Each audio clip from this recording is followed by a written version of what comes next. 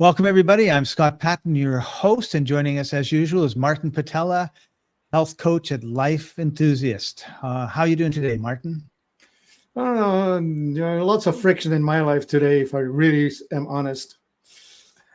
Yeah, well, we're going to, I always find being of service helps improve my mood, and hopefully at the end of this, you'll improve yours. Yeah.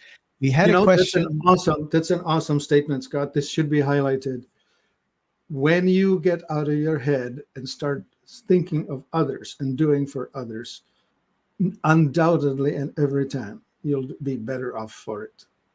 Wallowing in self-pity is one of the worst meditations I know of. Yeah, I know a friend of mine. He goes down to the food bank and serves lunch once a week and twice a week when he's feeling bad. And he says just makes him, the appreciation of everybody and the experience just really helps. Yeah. So from our Fibro support group, Deanna had this post, which I wanted us to talk about. She goes, I'm new to this group. I recently joined because I hope to learn more about those struggling with this disease rather than cold statements of facts from those that claim to be informed but do not know the struggle firsthand. And that's all. Is that the whole question? Yeah, there's no question in there. Okay. Well, so for starters, Scott and I started this group based on a very rich experience of wading through crap up to our waist for years. Each one of us had a path that included plenty of trouble and pain. Human condition, I don't know. I think it visits everyone. I think we have two choices. Either we overcome or we succumb. I would like to... You actually remind me of Tom Hanks. While he's still not in anybody's bad books, I think I'll tell the story. He was in an office building and he got on the elevator to go up, and the cleaning lady with a mop and bucket came on at the same time, and they're standing there as they're going up, and I guess there were other people around, and she looked up at him and said, "What's it like at the top of the mountain, Mr. Hanks?" And he says, "Doesn't matter where you are on the mountain, same old shit." Very well put, Mr. Hanks. Yeah. So we all have issues and problems. The meditation from Buddhists, they say before enlightenment, chop wood, carry water. After enlightenment, chop wood, carry water. Carry water. Yeah. Anyway, so let's just say welcome to the group. You've come to a place where at least the founders have the intention of educating and informing and improving the lives of others, which, by the way, isn't that easy in this world, because the way the health care, if I may call it that, system is set up is that it favors the owners of the platforms, and the owners are the people with money. And so in such way, we now have a system that favors treatment over cure. It favors continuous small maintenance changes rather than resolution of the original cause. So in the allopathic mainstream medicine, you will always find that the diagnosis and treatment with a pharmaceutical drug is the method. Whereas in the holistic, the word root cause resolution is bandied about. The other thing that's bandied about is biological individuality over statistics. The mainstream likes to practice medicine by the numbers. They send you for a test, and based on the test, they will determine that such and such is with you and just treat the numbers, not you. So that's probably your experience, where you are talking about the experts are going to give you the cold facts. Well, the cold fact is that if you stay in the hands of the mainstream, you're going to have some prolonged not very wonderful experience. You have Yeah. to figure out the root causes and resolve them. Uh, we talk about toxicity, malnutrition, stagnation, and trauma as the major blocking factors that are preventing your autonomic, or no, let's call it different, your homeostatic system in your body to build health. So when you remove the blocking factors, the natural tendency of the body to be well will actually rise to the surface. What do you get from this, Scott? Yeah. I think the thing that keeps getting missed is the body heals, right? So we want to put ourselves in a position where we can allow our body to heal. And, Yeah. often we talk about like rest. And my liver stopped. My pancreas got inflamed. And they said to me, the only way that your pancreas is going to get better is if it has total rest, which means no water, no food. So I chewed on ice cubes, and the water from the ice cube got to about here, and then it just sort of was absorbed into the throat. Like it never went any further down for days and days and days, right? And I always remember that because it's like that's not what everyone is sort of told, right? Typically, everyone has said, "Okay, we have this drug. Try this drug. Try this drug. Try this drug." And it's a bit of an experiment because they don't know if the drug will work or not work. And usually what happens, what we've seen a lot of from members of the group and other places is you try this drug.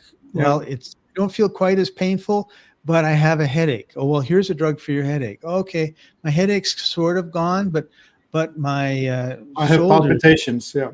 I have palpitations or I'm short of breath. Let me just butt in with this. Your headache is not caused by a deficiency of Tylenol or Excedrin. Your breast cancer was not caused by deficiency in tamoxifen. Get that, okay? So when you take a drug, a prescription drug, something that's not food, when you take those, they are actually preventing the normal expression of your body's systems to do what they want to do anyway. Right. One more line. It's difficult to fix a problem caused by toxicity by adding toxic things into the mix. That's what Scott was trying to say. Yeah.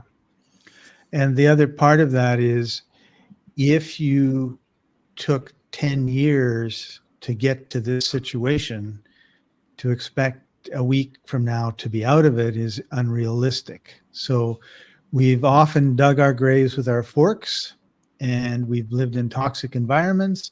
We have trauma that we haven't dealt with. Oh, I don't want to, I don't want to look at that bad stuff that happened to me when I was a kid or happened to me last week.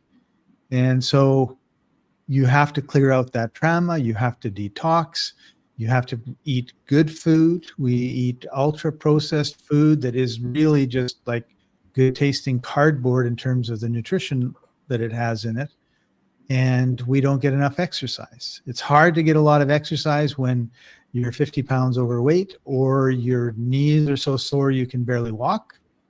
But you have to start doing some things, whether it's just stretching or, like there's some sort of movement that you can do. You might have to go on YouTube and look for things, right? Right. Tai Chi, right? But Yeah. you need to start turning that around. Like you're in a downward spiral, and it's going to take a while for the downwardness to stop and then for you to start going up. Right. And I think what happens with a lot of people is they get discouraged because, well, I was told to drink water and maybe water is the answer, but I've been drinking it for 3 days and I miss my Coke and and nothing changed. Well, maybe it takes a month before you're going to see it. I remember this story. I had this client. She actually lived in Spain, ordered a bunch of stuff. She had fibromyalgia, ordered it. And I said, look, when you get on this program, you will get a healing reaction. So you can slow down the intake, drink more water, just put brakes on it. But anyway, what happened was 2 weeks later, she called up and she said, I'm hurting more than I hurt before. I'm going back to pizza. There you This go. is a classic of pouring the baby out with the bathwater. You had an opportunity to work through. The natural healing, unfortunately, comes with some level of discomfort because you have to, it's called retracing. You have to go through the symptoms on your way out. So whatever terrain you experienced on your way down, you will traverse that same terrain on your way back up. It will not be as difficult and as horrendous as the downward trip, but there will be difficulties. And I think one thing that we talk about and we need to emphasize more, Martin, is the what is healing, right? Yeah. Like it's like, oh, my nose is clear. I'm not coughing. My eyes aren't dripping. My ears aren't sore. I'm healed. And it's kind of like, no, everything is in some sort of balance so you don't have discomfort. Yeah. But once you do something and those toxins that you're holding want to come out, that looks like runny nose, coughing, eyes dripping, ears sore, however it looks like. And we go, oh, we need to suppress this, where what we really need to do is just let it come out. Yeah. Yeah. You're actually describing the thing that people call the flu, where when you hurt, your body aches and you are needing to have some fever in order to purge things. That's your cells actually getting rid of toxins. Okay, so where did we get here? Okay, so we have this person looking for help. It's challenging because a lot of people are having to work in jobs that request of them to be more physically active than what they are currently capable of. So they're overdoing it and they're hurting, and it's horrendously difficult.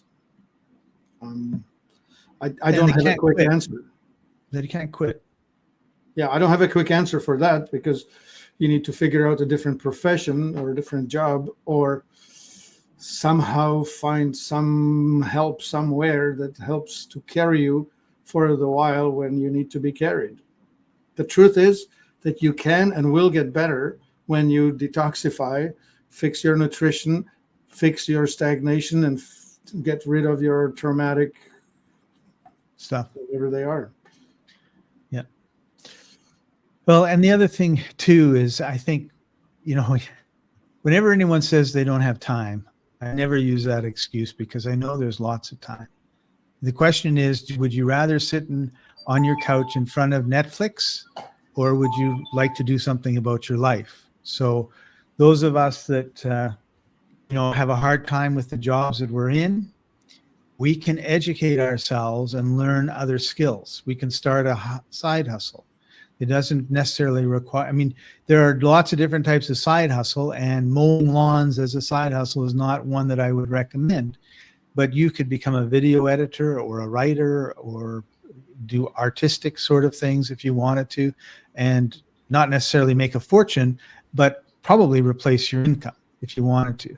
But the choice that most people make is I'm really, really tired. I'm just like, life is bad, and I'm just going to sit in front of Netflix and veg for 3 hours and then go to bed.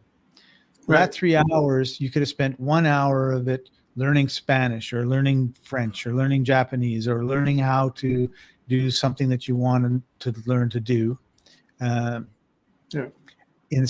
just do 2 hours of the Netflix, right? But we have these habits, and those habits are really ingrained, and it takes discipline and strength and support to be able to change it, because maybe your significant other is sitting there watching Netflix with you, right?